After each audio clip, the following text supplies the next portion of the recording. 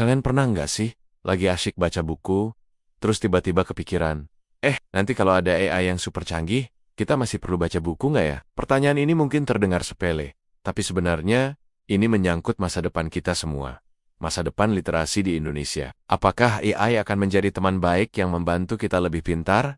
Atau justru jadi musuh dalam selimut yang bikin kita jadi malas mikir? Yuk, kita bedah tuntas dalam video kali ini. Sebelum kita melangkah lebih jauh, mari kita samakan persepsi dulu. Literasi itu bukan cuma soal bisa baca dan tulis. Loh, menurut Gerakan Literasi Nasional, literasi itu jauh lebih luas. Ini tentang kemampuan kita mengakses, memahami, dan menggunakan informasi secara cerdas. Termasuk di dalamnya ada literasi digital, literasi finansial, sampai literasi sains. Jadi, ini bukan sekadar mengeja kata, tapi bagaimana kita memaknai dunia di sekitar kita lewat informasi. Sekarang, kita lihat kondisi literasi di Indonesia saat ini. Jujur saja, kita masih punya banyak pekerjaan rumah. Data dari berbagai survei, seperti PISA, seringkali menempatkan kita di peringkat bawah. Minat baca masyarakat kita juga masih perlu ditingkatkan. Tapi, jangan pesimis dulu. Di sisi lain, penetrasi internet di Indonesia itu luar biasa tinggi. Hampir semua orang, dari kota besar sampai pelosok desa, sekarang punya akses ke dunia digital. Ini adalah pedang bermata dua. Di satu sisi, ini adalah gerbang menuju lautan informasi yang tak terbatas. Di sisi lain, ini juga membuka pintu bagi hoax, misinformasi, dan konten-konten dangkal yang bisa menggerus kemampuan berpikir kritis kita. Lalu, datanglah AI.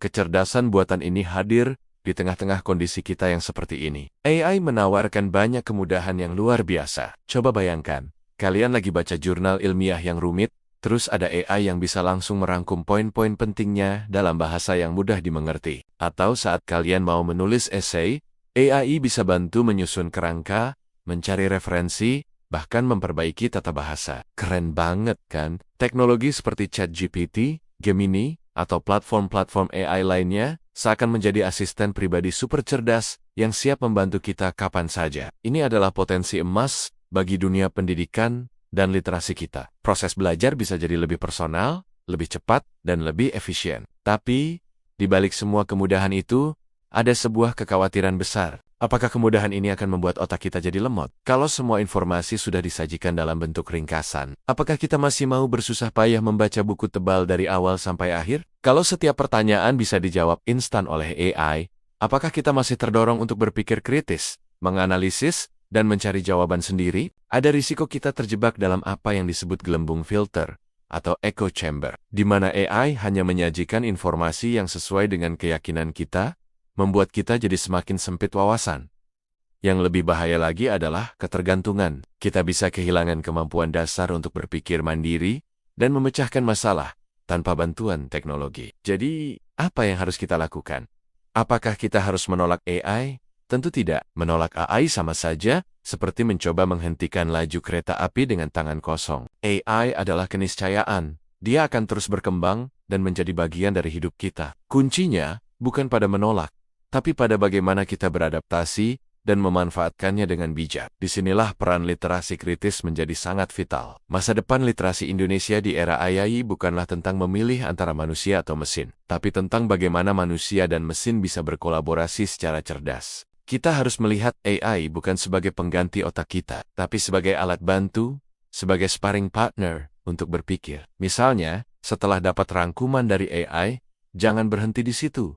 Jadikan itu sebagai titik awal, gali lebih dalam, cari sumber aslinya, bandingkan dengan perspektif lain. Tantang jawaban yang diberikan AI, tanyakan mengapa dan bagaimana. Justru dengan adanya AI, kita dituntut untuk punya kemampuan bertanya yang lebih baik dan berpikir yang lebih mendalam. Keterampilan yang akan sangat berharga di masa depan adalah kemampuan untuk melakukan verifikasi, analisis kritis, dan sintesis informasi dari berbagai sumber, termasuk dari AI. Kita harus bisa membedakan mana fakta, mana opini, dan mana informasi yang dihasilkan oleh mesin. Inilah yang saya sebut sebagai literasi era AI. Ini adalah level selanjutnya dari literasi digital. Lalu, bagaimana cara kita mempersiapkan generasi mendatang untuk menghadapi tantangan ini? Jawabannya terletak pada sistem pendidikan kita. Kurikulum sekolah harus mulai beradaptasi. Kita tidak bisa lagi hanya mengajar murid untuk menghafal fakta. Karena urusan menghafal, AI jauh lebih jago. Kita harus fokus pada pengembangan soft skills, berpikir kritis,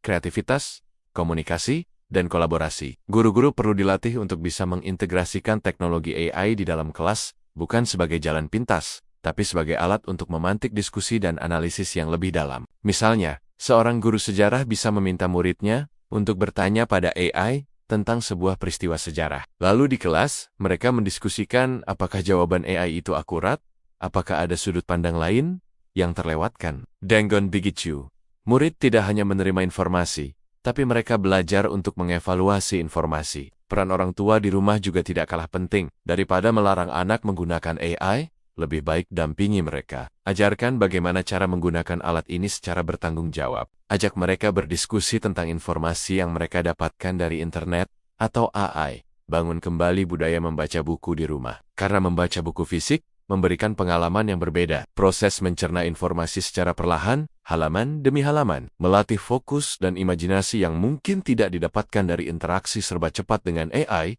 Pada akhirnya, masa depan literasi Indonesia di era AI ada di tangan kita sendiri.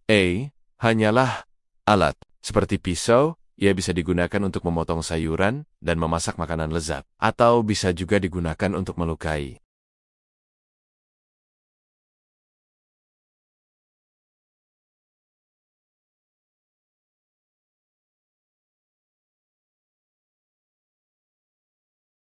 Kita harus mampu memanfaatkan kekuatannya untuk mengakselerasi kemajuan, sambil tetap waspada terhadap potensi risikonya.